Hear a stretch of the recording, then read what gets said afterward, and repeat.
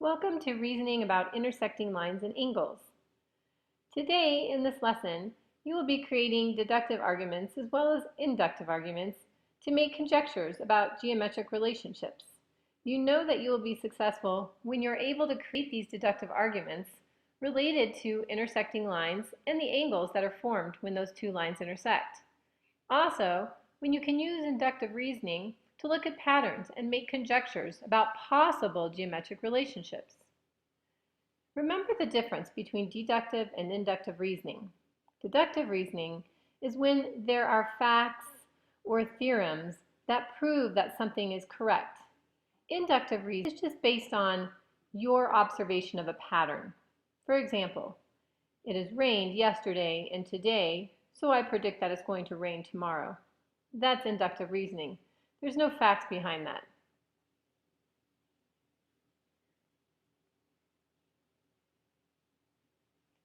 Let's look at an example.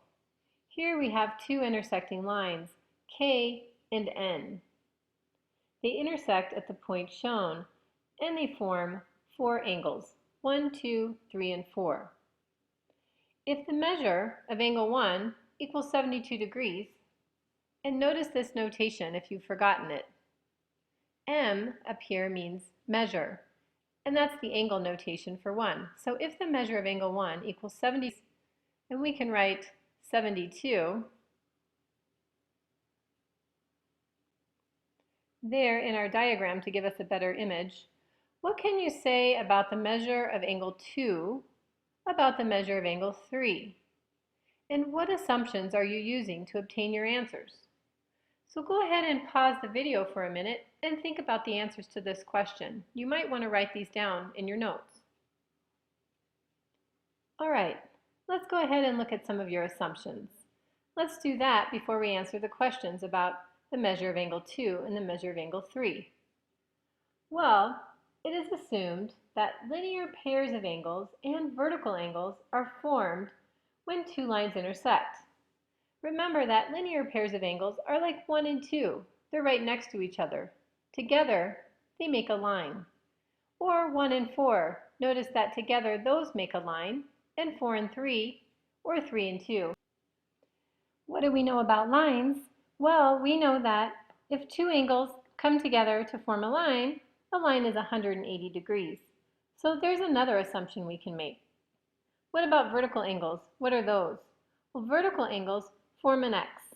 They are across from each other. So we have 1 and 3, those are vertical angles, and 2 and 4, those are vertical angles. The assumptions that we can make about vertical angles are that they are congruent to each other. They are equal. So if angle 1 is 72 degrees, then angle 3 would have to be 72 degrees.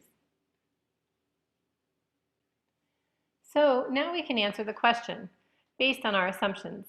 So if the measure of angle 1 is 72 degrees, what can we assume about the measure of angle 2? Well, 1 and 2 form a straight angle or a linear pair, which is 180 degrees. So angle 2 would need to be 180 degrees minus the 72. And that would give us 108 degrees. Angle 2, therefore, is 108 degrees. What can we assume about angle 3? Well, as we said, it's a vertical angle with 1, so it has to be congruent to angle 1. It would be 72 degrees. Notice that 2 and 3 also form a linear pair, so angle 3 plus angle 2, which is 108, should still equal 180. Okay, let's move on to B. If the measure of angle 2 is equal to 130, what can we say about the measure of angle 1, about the measure of angle 3, and the measure of angle 4? Now we have some new assumptions. So go ahead and pause the video and see if you can determine what these measures are. Well, remember, if the measure of angle 2 is 130, and if we look at angle 1, these two together form a linear pair, so they need to sum to be 180. That means that angle 1 would have to be 50 degrees. 130 plus 50 gives us 180. All right, how about angle 3? Well, we could find it two ways. We could find it by comparing 2 and 3 here that have to sum to 180, or we can compare it to angle 1. These are vertical angles, and that's pretty easy. They have to be congruent. So angle 3 would need to be 50. How about angle 4? Could do the same thing. We could look at 3 and 4 as a linear pair, or we could look at 4 and 2 as vertical angles. So 4 would have to be 130 degrees. Figuring out A and B, we use deductive reasoning to come to these solutions. We use facts and things that have been proven in order to figure out the measures of these angles. Let's look at a couple more examples. All right, using the same intersecting lines, in general, what relationships then between pairs of angles do you think are true? Well, we've really already answered this question. We either have angles that sum to 180 or angles that are congruent to each other. The ones that we said sum to 180 would be, for example, angles 1 and angles 4, or, for example, angle 1 and angle 2. We could also say angle 2 and angle 3, as well as angle 3 and angle 4. There's many different combinations, as you can see. How about congruent angles? Well, we know that angle 4 and angle 2 are congruent, as well as angle 3 and angle 1. Only two of those. All right, let's go ahead and write an if-then statement about linear pairs of angles. Remember how this starts. If two angles are a linear pair, then what? Again, pause the video and see if you can answer this question. Okay, hopefully what you said, if two angles are a linear pair, then the sum of their angles is equal to 180 degrees. Now, let's write the converse of this. We know that our if-then statement is true, but is the converse true?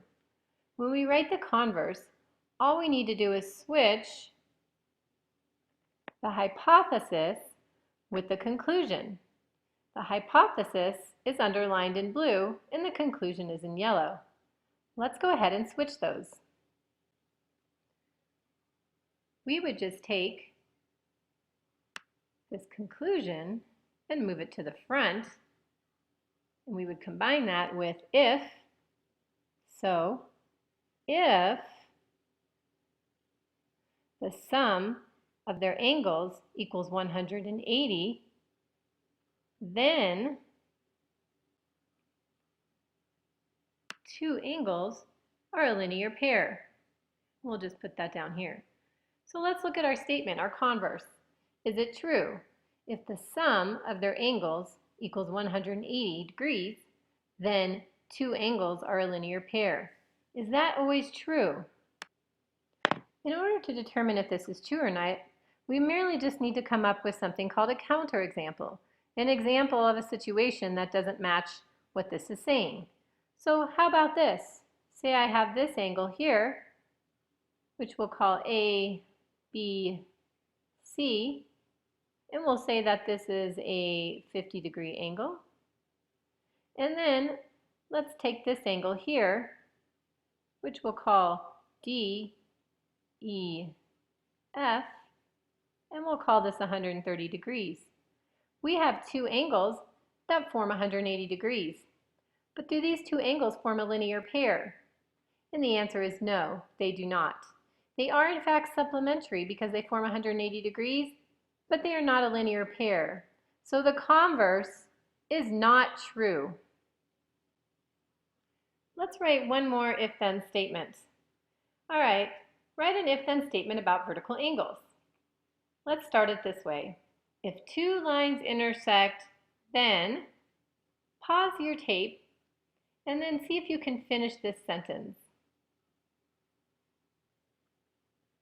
Welcome back. If two lines intersect, then each pair of vertical angles will be equal. And that's what we talked about. So we wrote an if-then statement about vertical angles. Now, let's go ahead and write the converse, and then see if we can find a counterexample to determine if it's true or if it's false.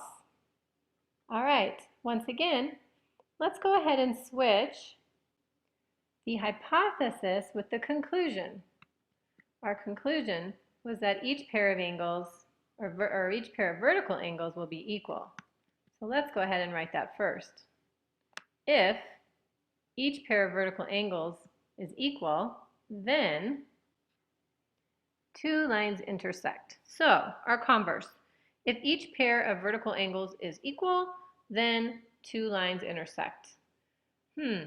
Well, in order to have vertical angles, we do have to have intersecting lines.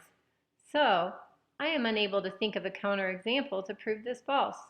So in this case, our if-then statement is true backwards and forwards. All right, let's wrap up with a little more reasoning.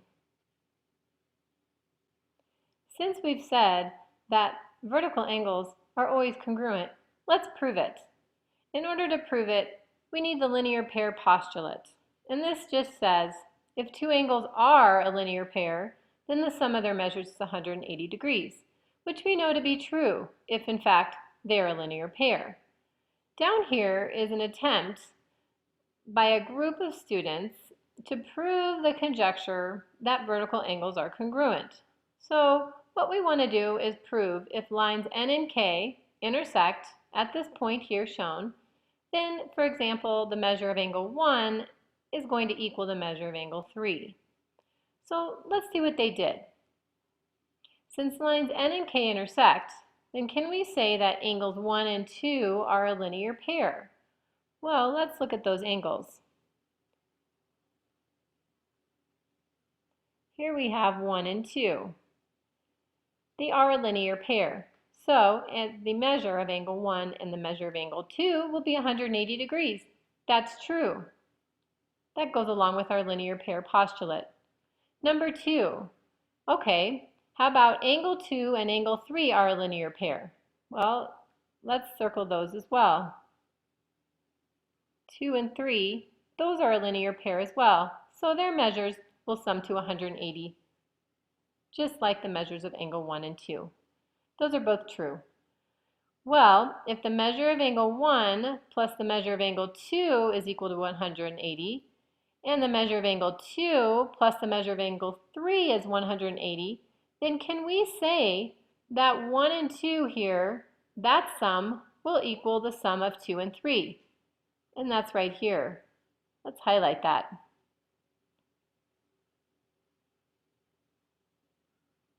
And we can say that because the measure of angle 1 and the measure of angle 2 we said was 180 degrees right here.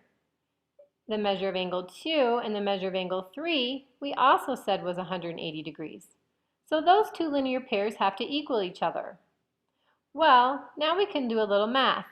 If the measure of angles 1 and the measure of angle 2 equals the measure of angle 2 and 3, then we know that angle 1 will in fact equal angle 3. You may be asking, well, how do we know that from that statement? Well, think about it mathematically. If we take and we move the measure of angle 2 to this side, so in other words, we subtract the measure of angle 2 from both sides, what happens? They both cancel, and we're left with the measure of angle 1 and the measure of angle 3. So by using a little math, we have now proved that vertical angles are in fact congruent. And this concludes our lesson about reasoning with intersecting lines and angles. So hopefully now you can create deductive arguments related to intersecting lines, and you can also use inductive reasoning to make conjectures about possible geometric relationships.